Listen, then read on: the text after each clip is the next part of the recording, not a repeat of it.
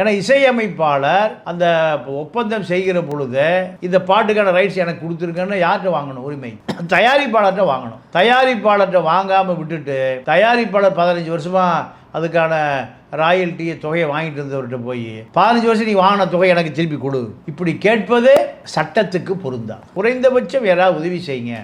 இளையராஜா ஊர்லேருந்து வர்றான், பள்ளிக்கூடம் ஆரம்பிக்கணும்னு பண்ணைபுரத்துலேருந்து வர்றான். அவனுக்கு என்ன நீ அவன் 100 கோடியே கொடுக்க போகிற, ஒரு 10 லட்ச ரூபா கொடுப்பதற்கு கூட உனக்கு மனசு இல்லை. எத்தனை கோடி கொட்டுது. சொந்த ஊரில் பள்ளிக்கூடம் கட்டுவதற்கு நிதி கொடுக்க மனசு இல்லாதவன் எப்படி ஒரு கலைஞனாக இருக்க முடியும்? அது ஒரு மக்கள் கலைஞனாக எப்படி இருக்க முடியும்? இளையராஜாவாக இருக்கட்டும், கங்கையம்மனாக இருக்கட்டும், விஜயா இருக்கட்டும், ரஜினியாக இருக்கட்டும், கமலஹாசனாக இருக்கட்டும், அஜித்தாக இருக்கட்டும், அத்தனை பேருக்குமே உங்களுடைய பெயர் தாங்கி இருக்கக்கூடிய ஒரு மருத்துவமனை காமி, உங்கள் பெயர் பலகையோடு இருக்கக்கூடிய ஒரு இலவச பள்ளிக்கூடம் காமி. எங்கேயுமே இல்லையே. ஏழைபால கல்யாணம் பண்ணுறதுக்கு மணி நேரத்துக்கு வாடகை விடுறான்.